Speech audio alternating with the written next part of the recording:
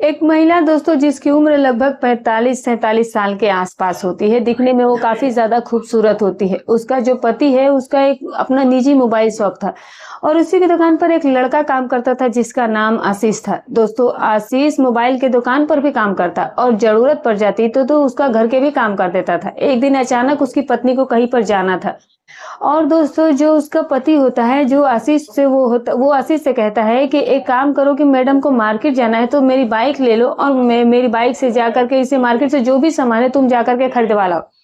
दोस्तों आशीष उसकी पत्नी को लेकर के मार्केट जाता है। वो उसके बाइक पर दोनों तरफ पैर करके बैठ जाती है और फिर वहां पर बैठने के बाद दोस्तों वो उसको अपनी ओर खूब जोर से खींच करके पकड़ लेती है, उससे पकड़ लेती है। दोस्तों कहीं ना कहीं जो उसका स्पर्श होता है वो पा करके दोनों ही मचल जाते हैं और फिर दोनों मचलने के बाद वो दोनों जो है वो बहुत ही मजेदार बातें करने लगते हैं। बातों का सिलसिला बढ़ते बढ़ते इस हद तक बढ़ जाता है कि आप कल्पना भी नहीं कर सकते हैं।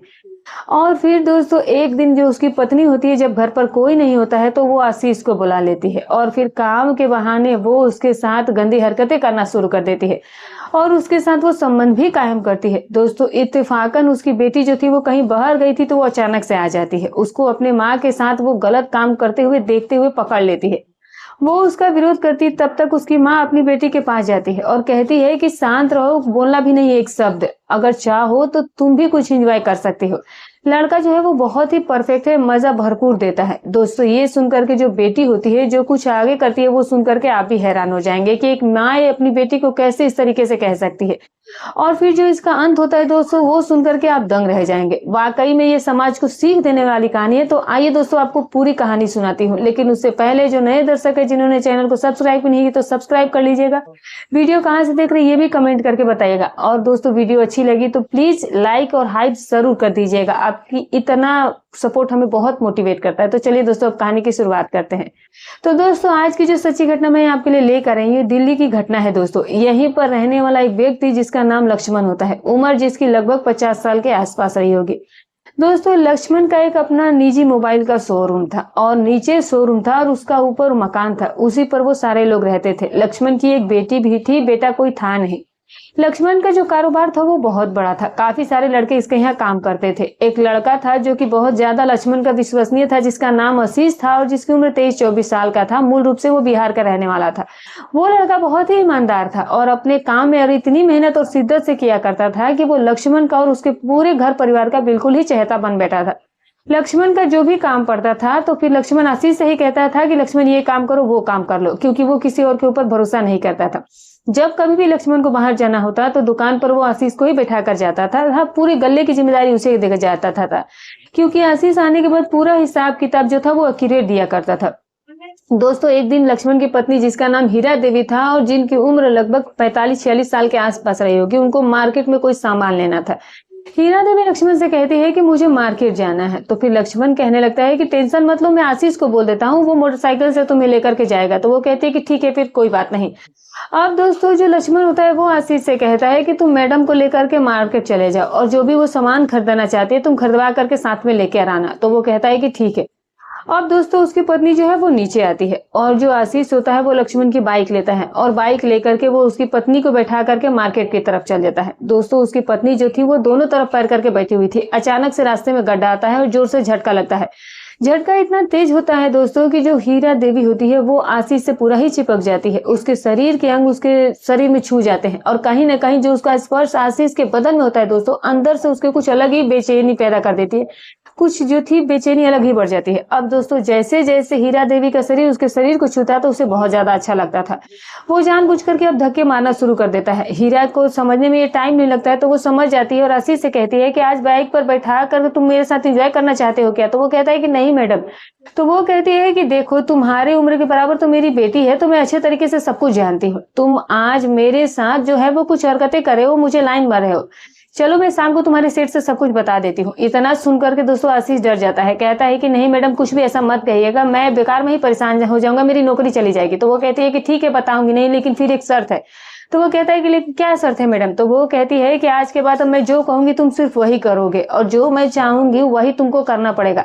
आशीष कहता है कि मैडम ठीक है, अब आशीष कहता है कि मैडम बस आप मुझसे कोई गलत काम मत करवाइएगा, वरना मैं सेठ जी की नजर में बुरा हो जाऊंगा, क्योंकि मैं घर परिवार का इकलौता आदमी हूँ जिससे मेरा घर परिवार चलता है, कमाने वाला और कोई घर में है नहीं। तो तू वो कहती है कि तुम पैसे की चिंता क्यों कर रहे हो, बस मैं जैसा करूंगी तुम वैसा करते रहना, और रही बात सेठ जी की तो उन्हें पता नहीं चलेगा, ये मेरी जिम्मेदारी। आशीष कहता है कि ठीक है। अब दोस्तों जब दोनों के बीच में बातचीत हो जाती है तो फिर हीरा देवी जो होती है वो उसके कमर में हाथ डाल करके जोर से उसे पकड़ लेती है और उसे अपनी ओर खींच लेती है। आशीष को समझने में देर नहीं लगती है कि मैडम जो है वो उससे क्या चाहती है। वो समझ जाता है कि मैडम जो है वो कहीं ना कहीं कुछ और चाहती है। अब दोस्तों दोनों के बीच बातचीत बढ़ने लगती है, हंसी मजाक का सिलसिला चालू हो जाता है, बहुत सारी बातें होती है। दोनों उस दुकान पर जाते हैं, सामान वगैरह खरीदते हैं, और वो सामान खरीदने के बाद दोस्तों आशीष उसे दुकान पर वापस सामान लेकर के वापस से आता है। सामान काफी ज्यादा था, तो फिर इसकी पत्नी जो लक्ष्मण की थी वो आशीष से कहती है कि चलो सामान ऊपर चढ़वा दो। आशीष कहता है कि चलो ठीक है। आशीष जो है वो सामान का झोला उठाता है और उठा करके वो ऊपर चला जाता है। हीरा भी उसके साथ चल देती है। दोस्तों दोनों जो है साथ ही में आए रहे थे। अब आशीष से हीरा कहने लगती है कि तुम बैठो, मैं थोड़ा तुम्हारे लिए पानी लेकर के आती हूँ, क्योंकि लक्ष्मण को आशीष के ऊपर कोई शंका थी ही नहीं। आशीष जो था वो पिछले 4-5 सालों से उसके यहाँ काम कर रहा था, लेकिन हीरा के मन में क्या चल रहा था कि वो आशीष के इतने करीब आ गई। दोस्तों फिर उसके बाद बहुत ज्यादा गर्मी है तो थोड़ा सा शरीर को भी राहत के लिए ठंडा पानी लाइएगा। तो हीरा देवी कहती है कि तुम्हें तो राहत मिल गई लेकिन मुझे नहीं मिल रही है, मुझे तो लग रहा है कि मेरे साथ कुछ अजीब घटना होने वाली है। ये सुनकर के आशीष दंग रह जाता है, कहता है कि कौन सी घटना होने वाली है। तो वो कहती है कि वक्त आएगा तो बताऊंगे। हीरा देवी अब मौके की तलाश करने लगती है कि उसे कब मौका मिले और वो आशीष को अपने घर पर बुलाए और फिर उसके साथ जो मन की बातें हैं वो करे और उसकी जो जरूरतें हो रही है वो पूरी हो पाए। अब दोस्तों लगभग 1 हफ्ते का वक्त ऐसे ही बीत जाता है, लेकिन अब तक समय नहीं मिला था। तो फिर एक दिन अचानक जो लक्ष्मण था उसे किसी काम से घर से बाहर जाना था, तो फिर वो अपनी पत्नी से कहता है कि आज मैं बाहर जा रहा हूँ, मुझे आने में देर लगेगी और आज आशीष दुकान पर है ही, तुम भी जाकर के देख लेना। अब उसकी जो बेटी थी जिसका नाम माया था दोस्तों, वो भी एक जगह पर काम करती थी, लेकिन उस दिन संडे था तो काम थोड़ी देर का था। तो वो अपनी माँ से कहती है कि मैं जा रही हूँ, हो सकता है कि शाम भी हो जाए और हो सकता है कि मैं जल्दी भी आ जाऊँ। तो वो कहते हैं कि चलो ठीक है, जैसा होगा मुझे बता देना। अब दोस्तों पूरा ही घर पर मौका मिल जाता, क्योंकि लक्ष्मण भी चला गया और बेटी भी चली गई थी। अब घर पर बचा था आशीष और 3-4 और लड़के काम करने वाले। आशीष के हाथ में पूरा मैनेजमेंट था, क्योंकि आशीष जितने भी लड़के काम करने वाले थे उसमें वो सबसे सीनियर था। हीरा देवी एक बार नीचे आती है और आशीष से कहती है कि ये लड़के काम करे, तुम गले में लॉक लगाकर ऊपर आ जाओ, मुझे तुमसे थोड़ा काम है। उसे मौका मिल गया था आज। अब जो आशीष है वो समझ जाता है कि आज जो बात कुछ और ही होने वाली है, फिर वो ऊपर चला जाता है। अब हीरा देवी भी जाती है और फिर उसके बाद दोस्तों हीरा देवी उसे पानी ला करके देती है। वो पानी पीता है और फिर उसके बगल में बैठ करके बातचीत करना शुरू कर देती है। वो कहती है कि वो आज वक्त है, तुम वो जो पूछ रहे थे उस दिन। तो आशीष कहता है कि क्या बातें बोलिए ना।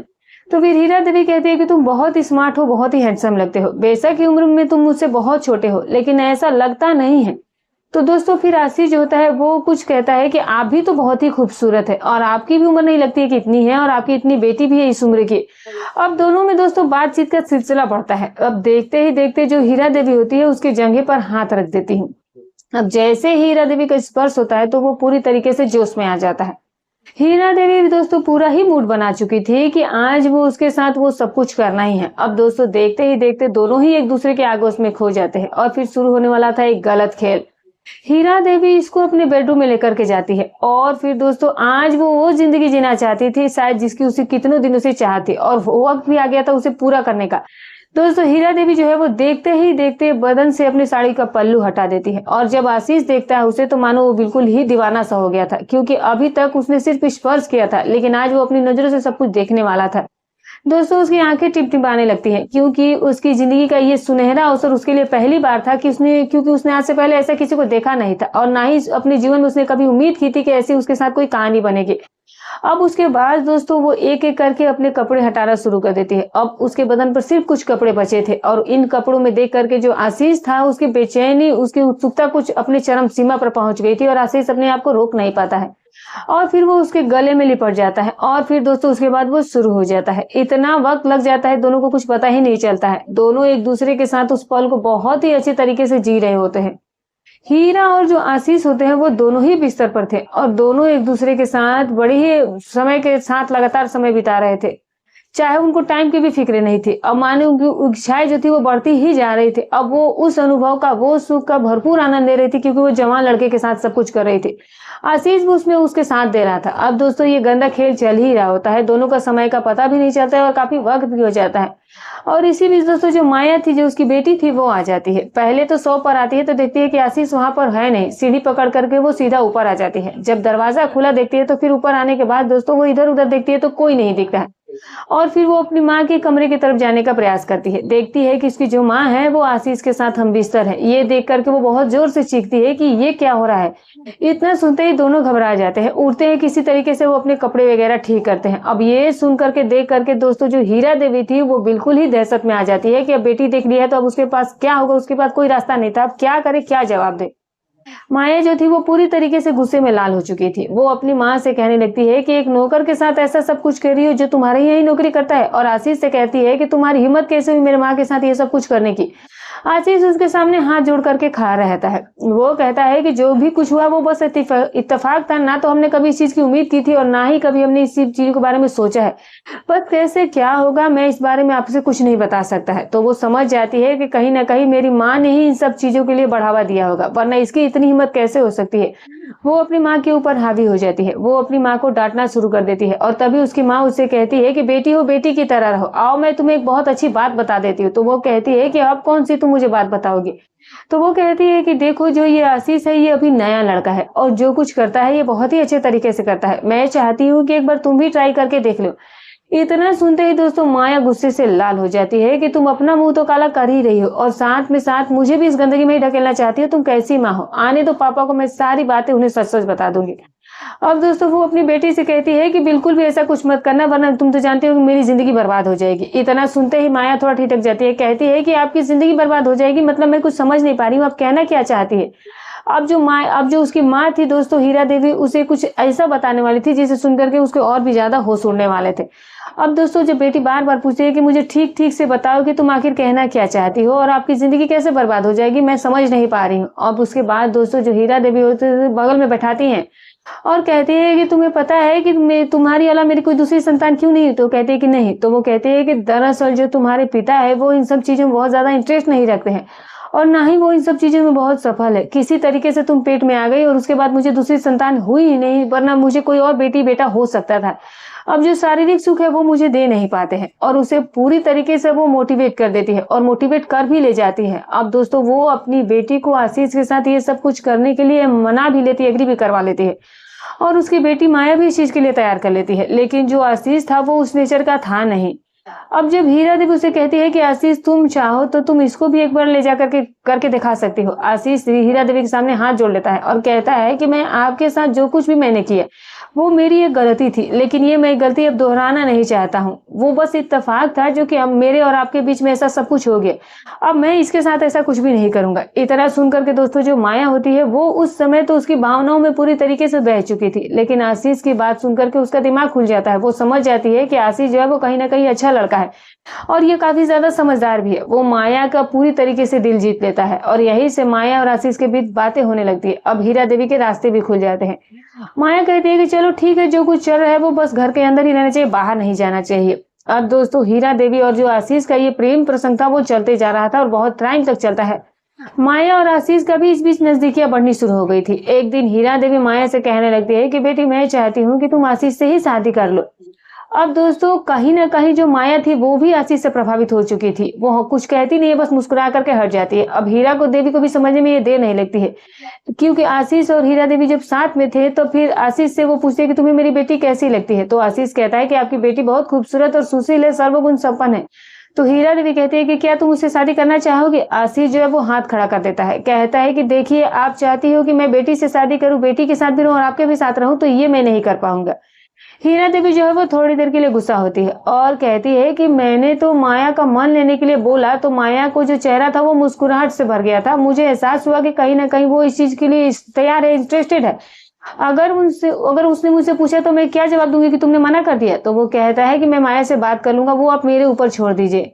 बाकी अगर आपके मन में ऐसा कुछ है तो फिर वो अपने आप अपने दिमाग से निकाल दीजिए, क्योंकि मैं ऐसा नहीं कर सकता हूँ। अब दोस्तों दोनों का काम खत्म होता है और फिर जो आशीष होता है दोस्तों, आशीष माया से बात करता है और कहता है कि देखो माया, तुम सारी ही चीज़ें जानती हो, मैं तुम्हारे ही माँ के साथ मेरे गलत संबंध है और मैं तुम्हें धोखा नहीं दे सकता और इसी वजह से मैं तुमसे शादी वाला कोई भी रिश्ता नहीं निभा सकता और ना ही मैं तुमसे कोई प्रेम प्रसंग भी चलाना चाहता हूँ।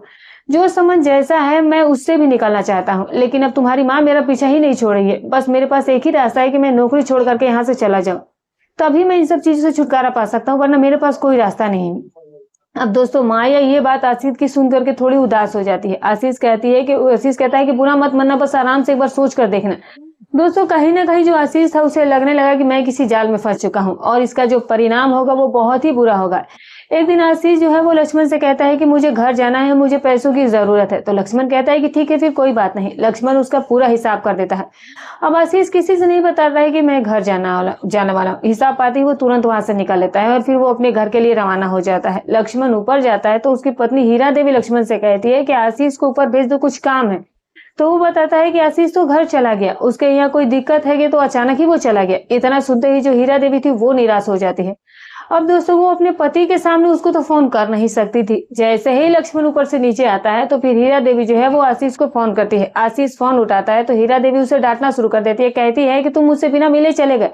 तो आशीष कहता है कि देखिए मैं अपने गांव पर जा रहा हूँ, बहुत कुछ अर्जेंट है, घर पहुंच करके मैं आपको बात करता हूँ, फोन करता हूँ। हीरा बहुत नाराज थी इस वजह से।